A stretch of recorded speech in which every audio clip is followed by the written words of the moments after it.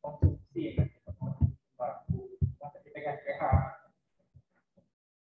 baik. Assalamualaikum warahmatullahi wabarakatuh.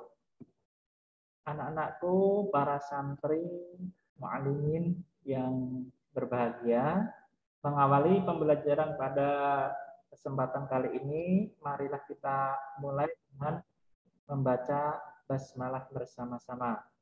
Bismillahirrahmanirrahim. Kita akan lanjutkan pembelajaran akhlak tasawuf dengan tema akal. Setelah kemarin kita mempelajari tentang hawa nafsu, kita pada pagi hari ini kita akan mempelajari tentang akal.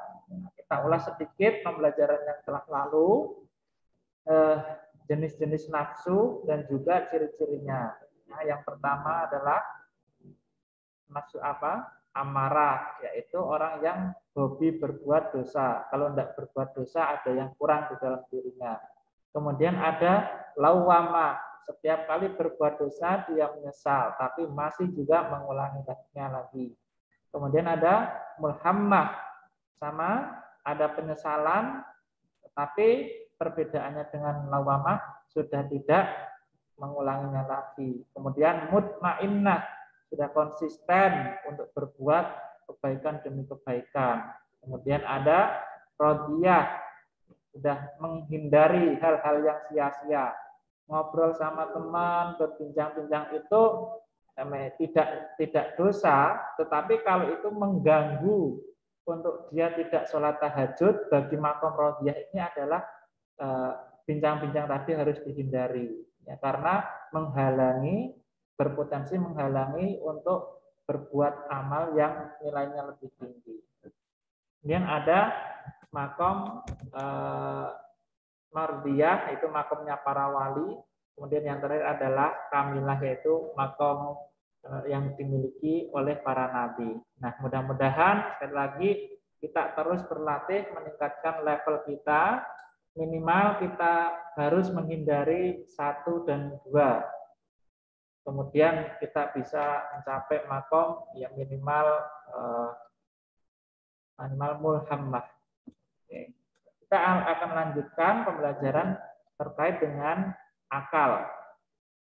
Nah, akan Ustaz batasi pembahasannya, yaitu apa pengertian dari akal, kemudian apa fungsi akal, kemudian kedudukan akal di dalam Islam. Ustaz mulai dari satu pertanyaan, apa bedanya akal dengan otak? Akal dan otak. Sering ya kita mendengar, di mana akalmu, di mana, ya. Yang satunya itu ya. Nah, orang yang berotak itu belum tentu berakal. Tetapi orang yang berakal pasti berotak. Maka kalau kita mengatakan berakal itu bukan hanya sebatas memiliki otak saja, tetapi ada hal-hal yang lain. Nah, untuk mengetahui hal-hal yang lain itu perlu kita terlebih dahulu pahami apa itu pengertian dari akal. Ya, akal itu dalam bahasa Arab berasal dari kata akola, ya. Dan ini di dalam Al-Quran tidak disebutkan dalam bentuk akal, ya, ain, of, dan lam, tetapi lebih banyak menggunakan kalimat fiil. Apa itu fiil? Ya, sudah kalian pelajari ya dalam bahasa Arab, yaitu dalam bentuk kata kerja. Nah, nanti akan Ustaz tunjukkan di mana saja itu letak-letaknya, ya. Nah, artinya apa? Di situ dari bahasa Arab akola yaqilu yang secara lugawi memiliki banyak makna. Salah satunya adalah mengetahui, memahami, atau mencapai. Artinya mencapai sesuatu level-level tertentu. Jadi orang berakal itu adalah orang yang tahu. Kalau tidak tahu berarti dia tidak berakal.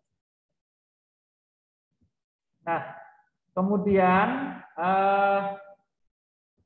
kedudukan akal dalam Al-Quran itu sangat penting. Ya.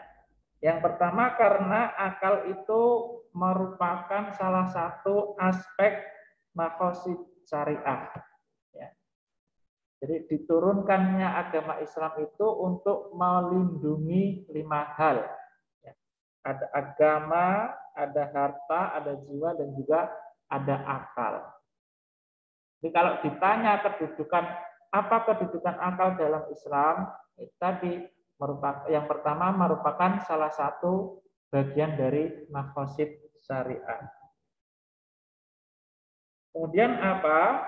Yang kedua adalah tempat bergantungnya hukum. Ya. Jadi orang yang berakal itu akan otomatis melekat hukum pada dirinya. Jadi orang gila itu, ya dia tidak berakal, dia nggak bisa berpikir, nggak bisa tahu makanan yang basi aja dimakan, ya di pinggir jalan senyum-senyum sendiri. Makanya kalau kalian senyum-senyum sendiri ya, coba itu pertanyakan ya, just kidding. Di jalan senyum-senyum sendiri, kemudian ya tidak pakai pakaian, itu di dalam dirinya tidak melekat hukum. Ya. Tidak melekat hukum. Jadi mau dihukumi bagaimana? Tapi ya entah kenapa ya beberapa hal ya terkait itu terjadi keanehan di negeri ini ya, terkait dengan orang gila kok malah kemudian punya hak pilih suara, itu kan gimana itu ya. Nah, itu masalah lain ya, sedikit Ustadz singgung. Nah, jadi poin pentingnya adalah orang yang berakal akan dibebani hukum di dalam dirinya. Sebagaimana kalian ya, kalian kalau tidur itu akalnya tidak berfungsi. Sehingga kalau kalian sholat subuh, bangunnya kesiangan, ya itu tidak berdosa. Dengan syarat tidurnya tidak disengaja. Ya. Karena kalau menyengaja tidur, sengaja bangun kesiangan, ya itu, dan itu terjadi berkali-kali, ya itu bukan ketidaksengajaan, tetapi adalah suatu kesengajaan. Oke, kedudukannya adalah 2 itu tadi. Dan Ustaz akan lanjutkan. Nah, ini tadi. Nah, di dalam Al-Quran, kata-kata ya akal itu disebutkan menggunakan banyak fi'il mudhari, ya. Banyak 49 kali. Salah satunya di situ ya, di dalam surat Al-Baqarah. Atamuruna an-nasa bil birri wa tansawna anfusakum wa antum tatlunal kitab afala taqilun. Ya. Taqilun ya, ada di akal. Di situ disebutkan taqilun. Banyak, kalian bisa mencari-cari lagi ya. Nah, apa gunanya akal? Ya, gunanya akal ini ya pertama untuk memahami kebesaran-kebesaran Allah, memahami hukum-hukum Allah. Jadi tidak bisa kita hanya berdiam diri, tidak mengisinya dengan sesuatu yang baik.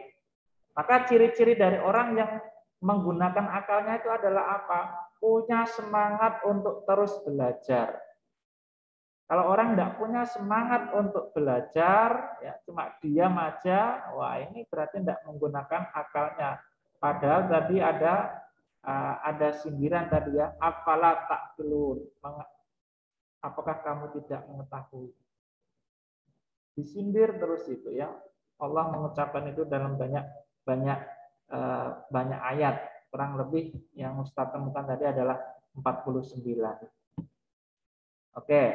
Sekali lagi dari pembelajaran ini mudah-mudahan sekali lagi jangan pernah lelah untuk menggunakan akal kita dalam memahami ayat-ayat Allah, dalam memahami ragam pengetahuan yang dengannya tentu akan mendekatkan diri kita kepada Allah.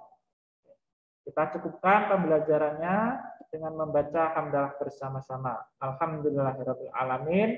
Mudah-mudahan bermanfaat. Pekan depan akan kita lanjutkan dalam bab qalbu. Nanti akal aja tidak cukup, harus pakai hati. Nah, bagaimana rahasia hati, rahasia qalbu akan kita bahas pada pertemuan selanjutnya. Terima kasih. Assalamualaikum warahmatullahi wabarakatuh.